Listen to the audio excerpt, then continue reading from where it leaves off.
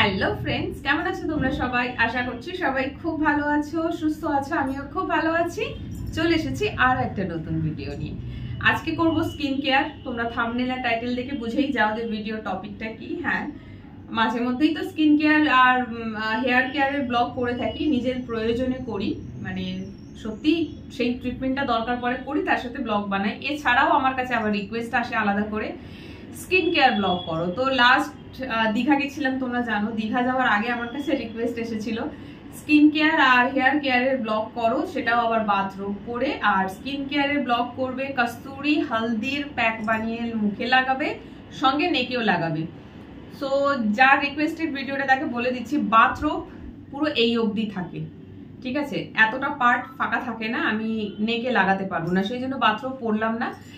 রিকোয়েস্টটা রাখছি, তবে একটুখানি অন্যরকম ভাবে মডিফাই করে নিতে হচ্ছে, কারণ নেকে লাগাতে বলেছো আর আজকে আমি সত্যিই নেকে অ্যাপ্লাই করব। সো ভাবলাম যে চলো ড্রেসটা অন্য পরি, বাথরুম পরে পসিবল না। তো দেখো আমি মুখ ধুয়ে চলে এসেছি, একটু মুখটা আগে পরিষ্কার করে নিলাম।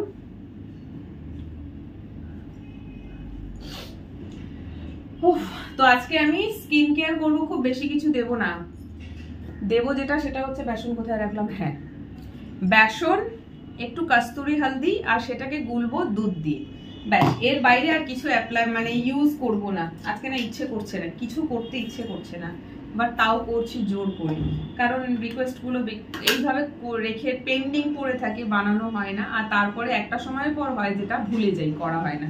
সো এই যে দেখো বেসন, আমি না বেসন আর ছাতু গুলিয়ে ফেলি, দুটো মোটামুটি একই রকম রঙের হয়। এই দেখো আমার কাছে ছাতু রাখা রয়েছে, এটা হচ্ছে ছাতু আর এটা হচ্ছে বেসন। দেখো একদম মোটামুটি একই রকম। অনেকবার এমন হয়েছে আমার অজান্তেই আমি বেসনের জায়গায় ছাতু ইউজ করেছি। হ্যাঁ, বেসনের জায়গায় ছাতু নিয়ে নিয়েছি, খেয়ালও করিনি যে ওটা বেসন না, ওটা ছাতু লাগাচ্ছি মুখে আমি। তো যাই হোক, ক্ষতি কিছু হয় না, হয়নি। বাট আজকে দেখে বুঝতে পারছিলাম না, আমি কি করলাম, মুখে দিলাম বেসন, একবার মুখে দিলাম, একবার ছাতু মুখে দিলাম, দুটো টেস্ট ডিফারেন্ট হয়, ওটাতেই ধরা পড়লো। তো এই যে বেসন, দেখো কত বেসন এনে রেখেছি, খাওয়ার জন্যই এনে রাখা, বাট খাওয়া তো হয় না। চলো একটু বেসন নিলাম, ঠিক আছে? প্রত্যেকবারই হয় না, বেশি বেশি নিয়ে ফেলি, তারপরে গোলা জিনিসটা রেখে দিতে হয়, পরে লাগাবো বলে লাগানো আর হয় না। এই যে এর মধ্যে রয়েছে কস্তুরি হলদি, এই স্কিন কেয়ারের জন্যই কস্তুরি হলদিটা আলাদা করে কেনা আর কি। কারণ নর্মালি আমরা যে ইয়েগুলো ইউজ করি, হলুদ ইউজ করি, সেটা হচ্ছে রান্নার জন্য, রান্নার ইয়েটা দিয়েও করা যেতে পারে, তবে বেস্ট হলো কস্তুরি হলদি। আর এই যে দেখো এখানে রয়েছে দুধ, কাঁচা দুধ, এই দুধটা দিয়ে আমি আজকে গুলবো এটা, আর কিছু দেব না। দই নেই, নাহলে একটু দই দিতে পারতাম, কাঁচা দই। পাতলা হয়ে গেলে এর মধ্যে আবার আমাকে মেলাতে হবে বেসন। তো যাই হোক, গরম পড়েছে, রোজ বাইরে বেরোতে হচ্ছে, সারা দিন রোদে রোদে ঘুরতে হচ্ছে, শরীরে ট্যান পড়া শুরু করেছে। বোঝা যায় যখন ঘড়ি পরে থাকি, তো তখন বোঝা যায়। বাড়িতে এসে যে ঘড়িটা রিমুভ করি, তখন ঘড়ির জায়গাটা সাদা, বাকি সব জায়গা কালো। তার মানে বুঝতে পারছো, ইস, এই গরমকালটা আমাদের জন্য খুবই কষ্টের হয়। সারাদিন এই ঘুরে ঘুরে কাজ করা, একবার বাসে ওঠো, মেট্রোতে ওঠো, মেট্রো তবুও ভালো, এসি, রাস্তায় হাঁটতেও হয়, খুব কষ্টের। চলো হয়ে গেছে, এবার এটা লাগাবো, তবে বেডরুমে গিয়ে লাগাবো, এখানে না। দুধটা ফ্রিজে রেখে দিচ্ছি, দিয়ে চলো, এখানে আলো একটু কম, বেডরুমে যাই, গিয়ে এটা আমার ফেস আর নেকে অ্যাপ্লাই করবো। চলে আসলাম, আমি আমার নোজ পিনটা খুলে দিয়েছি। এই দেখো, নোজ পিনটা না খুললে কি হয় না, নোজ পিনটা তো ফুটো ফুটো মতন রয়েছে ডিজাইনের, ওর মধ্যে বেসন ঢুকে যায়, তখন সেটা ক্লিন করতে আবার আলাদা করে মুশকিল, ওটা খুলে পরিষ্কার করতে হয়, খুলে ব্রাশ দিয়ে ঘষতে হয়। সো আজকে যেহেতু একটু নেকে লাগাবো, এই দেখো হারটাও খুলে ফেললাম। আজ কাজ থেকে ফিরে আমি স্নান করিনি, স্নান করা হয়ে গেলে আবার নেকে লাগাতে অসুবিধা হয়, কারণ ওটাকে ধোয়া সম্ভব হয় না, জামা কাপড় ভিজে যায়। এখন এইভাবে লাগাচ্ছি, এটা যখন আমি রিমুভ করব, দেন আমি তখন স্নান করব, তো ভালো করে তোলা যাবে। চলো লাগাই। তোমরা ছেলে বা মেয়ে সবাই না এরকম ধরনের ফেস প্যাক বাড়িতে নিজেরাই লাগাতে পারো, এতে স্কিনটা ভালো থাকবে। মেনলি যারা ঘরের বাইরে রোজ বেরাও, এটা মেনলি এইরকম ধরনের স্কিন কেয়ার না তাদেরই বেশি দরকার পড়ে। যারা ঘরে থাকে, ছাওয়ায় থাকে, তাদের শরীরে ট্যান পড়ে না, তারাও করলে ভালো। তবে যারা রোজ বাইরে বেরোয় এটা তাদের জন্য, তাদের মাস্ট, তাদের তো দরকার, এটা করতেই হবে। ছেলেরাও ইউজ করতে পারে, তবে যে পার্টটায় দাড়ি নেই সেই পার্টে ইউজ করতে হবে, দাড়ির ওপরে লাগিয়ে কোনো লাভ নেই, এটা স্কিনে লাগাতে হবে। দেখো আজকের কনসিস্টেন্সিটা একদম ঠিকঠাক হয়েছে। অনেক দিন দিয়ে ভাবছি করব করব, করা হচ্ছে না, আজকে ফাইনালি ভাবলাম যে না, করতে হবে। রং তো শ্যামবর্ণ, গরমকাল আসলে রং হয়ে যায় কালো, রোদে পুড়ে ট্যান পড়ে রং কালো হয়ে যায়। তো একটু এই সমস্ত করলে আর কি ভালো থাকে, গায়ের রংটা কালো হওয়া থেকে বাঁচে।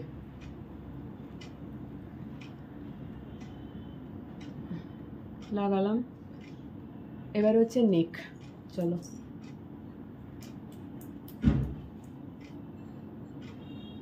এটা ড্রাই হলে যাব স্নান করতে, স্নান করে তারপর তোমাদেরকে দেখাবো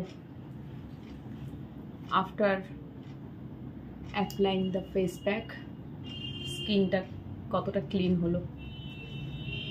ঠিক আছে, এই যে পার্টটা দেখছো লাগাচ্ছি, এই পার্টটাই সানলাইটের কন্ট্যাক্টে আসে, এই পার্টটাই মেন ট্যান পড়ে, বাকি তো ঢাকা থাকে।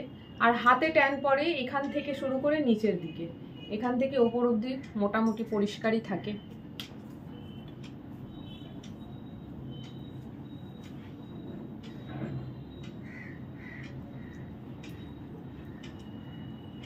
রিকোয়েস্ট ছিল বাথরোব পরে ফেস অ্যান্ড নেকে কস্তুরি হলদির প্যাক লাগাবে। বাথরোব পরলে এই পার্টটা ওপেন থাকে না, লাগানো পসিবল হয় না, সেই জন্য আমি রিকোয়েস্টটা রাখলাম, বাট একটু মডিফাই করে নিলাম। যে ভিডিওটা রিকোয়েস্ট করেছিলে সে যদি ভিডিওটা দেখো বুঝতেই পারবে। ওকে,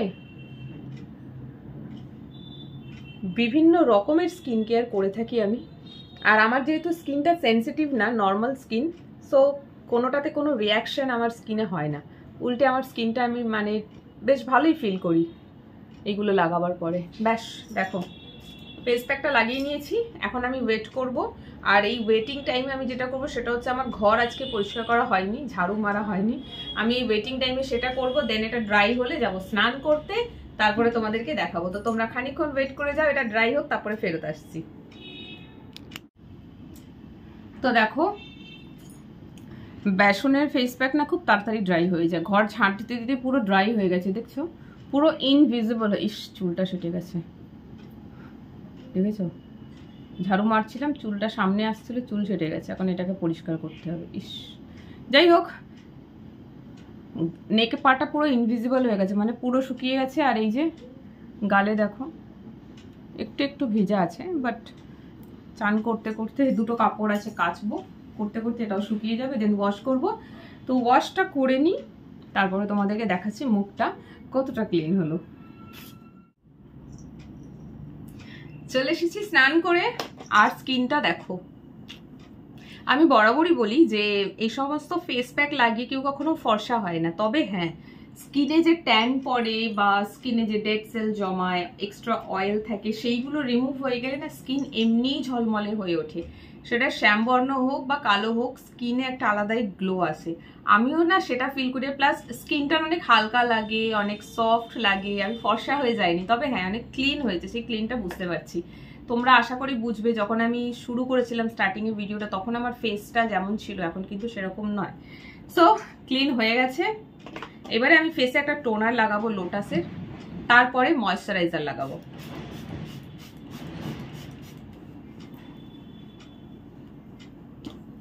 স্কিন কেয়ার সম্পর্কে আমার কিছুই জ্ঞান নেই, বলতে পারো জিরো। আর যেটুকখানি করি সেটাও ভিডিও দেখে আইডিয়া, মানে ইউটিউবে অনেক ব্লগ আমি দেখি যারা এই সমস্ত ভিডিও করে, স্কিন কেয়ারের উপরে টিপস দেয়, ঘরে কি করে স্কিন কেয়ার করবে, হোম রেমেডিজ অ্যাপ্লাই করে, তাদের ব্লগগুলো দেখে দেখে শিখেছি আর কি। চোখটা জ্বালা করছে, এই রে টোনারটা চোখে চলে গেছে, দাঁড়াও।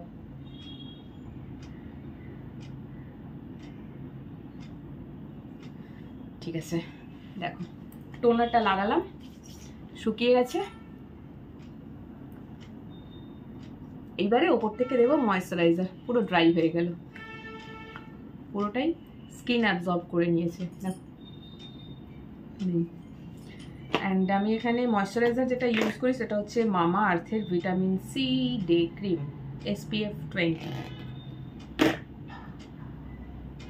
এই গরমে যারা রেগুলার ঘুরে ঘুরে কাজ করে না তাদেরকে সানস্ক্রিন ইউজ করতে হয় জানি, কিন্তু সানস্ক্রিন ইউজ করি না, কারণ আমি যতবারই সানস্ক্রিন কিনেছি লাগিয়ে রোদে বেরিয়েছি এত বেশি ঘাম হতে শুরু করে,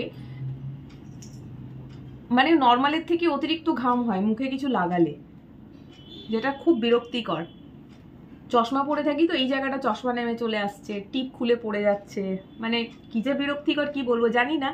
হতে পারে সানস্ক্রিন তো সবাই ইউজ করে, কিন্তু ওই যে SPF বলে না, অনেক জায়গা থেকে SPF 20, 15, অনেক জায়গা থেকে 50। আমার স্কিনের জন্য ঠিক কত SPF এর সানস্ক্রিন প্রয়োজন সেটা আমি নিজে জানি না, সেটা কোনো স্কিন এক্সপার্ট আমাকে বলতে পারবে, যার কাছে কখনো যাওয়া হয়নি, জানি না। তো অনেকবারই হয়েছে আমি সানস্ক্রিন কিনেছি, বাট সেটা আলটিমেটলি পরে ফেলা গেছে, সেটা পরে আমি আর ইউজ করিনি, ঘামের কারণে ওটা ইউজ করতে পারিনি। তো এইভাবেই আমি বাড়িতে আমার স্কিন কেয়ার করি। শীতকাল যখনই আসে আমি ফর্সা হয়ে যাই, আর কারণ ট্যানগুলো সব বেরিয়ে যায়, আর যখনই গরমকাল আসে তখন আবার ট্যান পড়তে পড়তে যা নর্মাল আমার কালার আছে শ্যামবর্ণ সেটা কালোর দিকে চলে যায়। সো যাই হোক, স্কিন কেয়ার আজকের মতন কমপ্লিট। চলো, টিপ না পড়লে মুখটা কেমন লাগছে না, ফাঁকা ফাঁকা ফাঁকা ফাঁকা লাগছে। সো টিপ আমার কপালে তোমরা সবসময়ই দেখবে, ভিডিওর শুরুতেও টিপ ছিল, বাট যখন আমি ওটা রিমুভ করলাম টিপটা বেরিয়ে গেছে। ব্যাস, আমি নর্মালি খুব একটা বেশি কিছু সাজি না, তোমরা জানোই। আর লিপস্টিকের প্রতি একটা আলাদাই আমার ভালোবাসা, ভালো লাগা বা অ্যাডিকশন যাই বলো, লিপস্টিকটা অলওয়েজ থাকবে আর সঙ্গে থাকবে টিপ, এই দুটো জিনিস অলওয়েজ ক্যারি করি। আর তার সাথে কখনো মন হলো একটু কাজল, আর নইলে আইলাইনার, সেটাও খুব রেয়ারলি হয়েছে। কাজলও লাগাতে পারি না, অনেককে দেখি কাজল লাগায় নিচটা এত চওড়া করে কাজল লাগায়, তাদের তো কাজল গলে যায় না, আমি কাজল লাগালে ভূতনি হয়ে যাই পুরো। যতই তুমি স্মাজ ফ্রি লাগাও, আমি লরিয়াল, প্যারিস আর কি কি সব রয়েছে না, লেটেস্ট যেটা খুব অ্যাড আসছে রেনের কাজল, কি জানি সবাই তো অ্যাড দেয় বলে কি গলে না, আর আমি লাগালে রেনের কাজলও লাগিয়েছি দেখেছি, নিচের দিকে না আস্তে আস্তে গলে গলে পুরো কালো হয়ে যায়, নিচটা একরকম থাকে না। সো জানি না কি করে তারা লাগায়, সে সেম কাজলই কিনে লাগাচ্ছে। আমার কাছে অনেক কাজল, মামা আর্থের কাজল আছে, তোমার রেনের কাজল রয়েছে, আচ্ছা লরিয়ালের কাজল রয়েছে, আর একটা কি কোম্পানির বেশ ল্যাকমির কাজল রয়েছে, আচ্ছা L18 রয়েছে, অনেক কিছু রয়েছে, সবই একই রকম হয়। সো যাই হোক, কাজল লাগাতে ভালো লাগে। আমাকে অনেকে বলে যে তোমার চোখগুলো বড় বড়, তুমি একটু কাজল লাগাবে ভালো লাগবে, বা অন্যদেরকে যখন কাজল লাগাতে দেখি আমারও ইচ্ছে হয় কাজল লাগাবো, বাট কাজলটা লাগালে না কাজল গলে গলে বেরিয়ে যায় শেষে। তখন বাড়ি যখন আসি নিজেকে নিজে দেখে যে কি বিচ্ছিরি লাগে, আমি এই অবস্থায় বাইরে ঘুরলাম। সো কাজল ওই জন্য লাগাই না, তাও মাঝে মধ্যে একটু ইচ্ছে হলে শীতে লাগাই, গরমকালে তো আরো বেশি গলে যায়। সো যাই হোক, স্কিন কেয়ার হয়ে গেল। যে ভিডিওটা রিকোয়েস্ট করেছিল ইনস্টাগ্রামে, আমাকে মাঝে মধ্যে কমেন্ট করে দিদি বলে, তার নাম হচ্ছে সৌরিশ, স্কিন কেয়ারের আর হেয়ার কেয়ারের ব্লগের বেশি রিকোয়েস্ট করে, আর মেনলি তাকে বাথরোব পরে করো, বাথরোব ব্লগের জন্য রিকোয়েস্ট করে। তো নামটা মেনশন করে দিলাম, সৌরিশ রিকোয়েস্টটা করেছিল। আর আমি ওকে বলেও দিয়েছি ইনস্টাতে যে দেখো নেক পার্টে লাগাতে গেলে কিন্তু বাথরোব পরে হবে না, কারণ বাথরোবটা পুরো এখান থেকে এই অবধি আসছে। তো আমি আমার মতন করে ওটা মডিফাই করে করছি, আর যেভাবে বলেছো সেটাই, যে রিকোয়েস্ট করেছো সেটাই করছি, খালি ড্রেসটা চেঞ্জ হয়েছে। তো বললো ঠিক আছে দিদি। সো যাই হোক, ওর রিকোয়েস্টেড ভিডিও তোমরাও দেখো, কেমন লাগলো কমেন্ট করে জানিও। আর এরপরে আসবে হেয়ার কেয়ারের ব্লগ। লাস্ট টাইম আমি তোমাদেরকে ভিডিওতে দেখিয়েছিলাম আমি ফ্লেক্সিড, মেথি সিডস আর রাইস দিয়ে একটা জেল বানিয়ে আমার হেয়ারে লাগিয়েছিলাম। আর ওই জেলটা লাগিয়েছি, আর যে গোটা যেটা ফুটেছে আর কি ফ্লেক্সিড, রাইস আর মেথি দানা ফ্রিজে রাখা রয়েছে, ওইটার একটা প্যাক বানিয়ে হেয়ারে লাগাবো। ঠিক আছে, ওটা করা হয়নি, ওটা খুব তাড়াতাড়ি করব, হয়তো কাল করবো। তো করলে তোমরা তার মানে সেই ভিডিওটাও পেয়ে যাবে। সো চলো আজকের ব্লগটা এখানেই শেষ করছি, কেমন লাগলো কমেন্ট করে জানিও। টাটা।